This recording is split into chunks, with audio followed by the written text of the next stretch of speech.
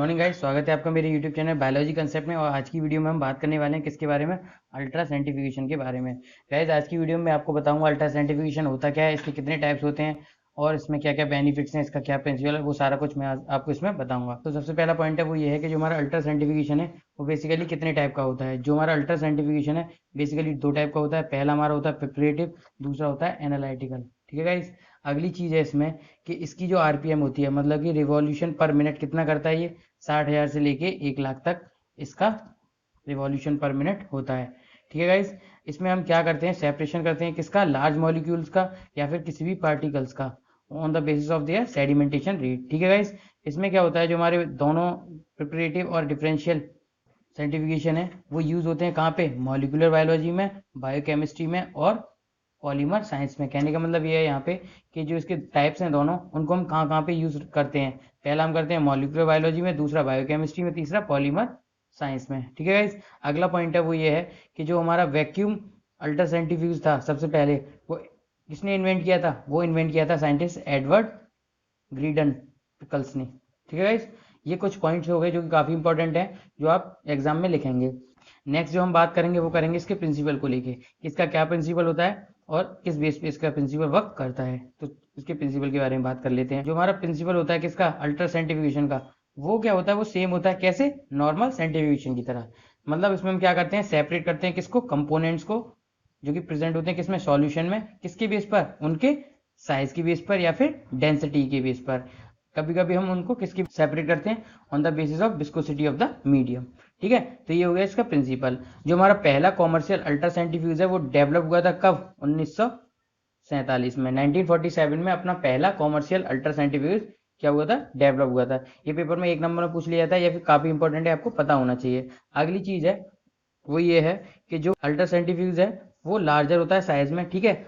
और ऑपरेट कर सकता है किसको, सैंपल्स को, किसमें, बैचेस में। कहने का मतलब ये है कि इसमें हम जो सैंपल होता है उसको हम ऑपरेट करते हैं बैचेस में या फिर किसी कंटिन्यूस फ्लो सिस्टम में। अब बात कर लेते हैं हमारे प्रिपरेटिव साइंटिफिकेशन की और एनालिटिकल साइंटिफिकेशन की। जो हमारा प्रिपरेटिव साइंटिफिकेशन है वो प्राइमरली हम मतलब ज़्यादातर सबसे ज़्यादा इसे कहाँ यूज़ करते हैं, उसे हम यूज़ करते हैं आइसोलेशन में और सेपरेशन में। किस चीज़ के, पार्टिकल्स के, जो कि हमारे प्रेजेंट होते हैं सैंपल में। और किस प्रोसेस के जरिए, साइंटिफिकेशन प्रोसेस के जरिए। मतलब कि इसमें हम क्या करते हैं, आइसोलेशन करते हैं और सेपरेशन करते हैं पार्टिकल्स का, जो कि प्रेजेंट होते हैं अपने सैंपल में, किस प्रोसेस के थ्रू, साइंटिफिकेशन के थ्रू। ठीक है गाइस। इसमें क्या होता है, जो हमारी रोटर होती है वो स्पिन कर सकती है एक मैक्सिमम स्पीड पे, जो कि हमारी मैक्सिमम स्पीड होती है वो होती है इसकी 80,000 आरपीएम। आरपीएम मतलब यहाँ पे रिवॉल्यूशन पर मिनट, ये मैंने आपको पहले भी बताया था। और इसमें क्या होता है, प्रोड्यूस होता है क्या, सेंट्रीफ्यूगल फील्ड, कितने ग्रेविटी तक, 60,000 की ग्रेविटी तक। ठीक है। ये भी काफी इंपॉर्टेंट पॉइंट है, ये पता होना चाहिए। ये दोनों काफी क्रूशियल हैं आपके एग्जाम के लिए, तो आप इनको काफी ध्यान से समझिएगा। ये सारे पॉइंट्स काफी क्रूशियल हैं। ठीक है। अगला पॉइंट है इसमें वो ये है कि ये जो है ऑपरेट की जाती है किसके लिए, different kind of centrifugation process के लिए, जैसे कि डेंसिटी ग्रेडियंट सेंट्रीफ्यूगेशन और आइसोपिकनिक सेंट्रीफ्यूगेशन। ये भी काफी इंपॉर्टेंट चीज होगी। अगली चीज है कि हमारे जो पार्टिकल हैं वो किस बेस पे सेपरेट होते हैं, वो होते हैं हमारे डेंसिटी और साइज के बेस पर। तो उसकी वजह से क्या होता है, जो हमारा प्रिपरेटिव सेंट्रीफ्यूगेशन है वो यूज होता है किसके लिए, डिटर्मिनेशन करने के लिए, किस चीज का, डेंसिटी का और साइज का, किसका, अलग अलग पार्टिकल्स के। ठीक है गाइस। ये हो गया अगला पॉइंट। अब अगली बात कर लेते हैं हम किसके बारे में, एनालिटिकल साइंटिफिकेशन के बारे में। इसको हम यूज करते हैं किस लिए, जैसा इसके वर्ड में लिखा है एनालिटिकल, तो इसको हम किस लिए यूज करते हैं, एनालाइज करने के लिए, किसको, वेरियस पार्टिकल्स को, जो कि हमारे प्रेजेंट होते हैं किसमें, सैंपल में। ये पॉइंट समझ में आ गया होगा। अगला पॉइंट है वो इसमें ये है कि ये जो प्रोसेस है, मतलब कि ये जो साइंटिफिकेशन प्रोसेस है, ये काफी वर्सेटाइल मेथड होता है किसके लिए, क्वांटिटेटिव एनालिसिस के लिए, किसका, मैक्रोमोलिक्यूल्स का, जो कि हमारे प्रेजेंट होते हैं किसमें, सॉल्यूशन में।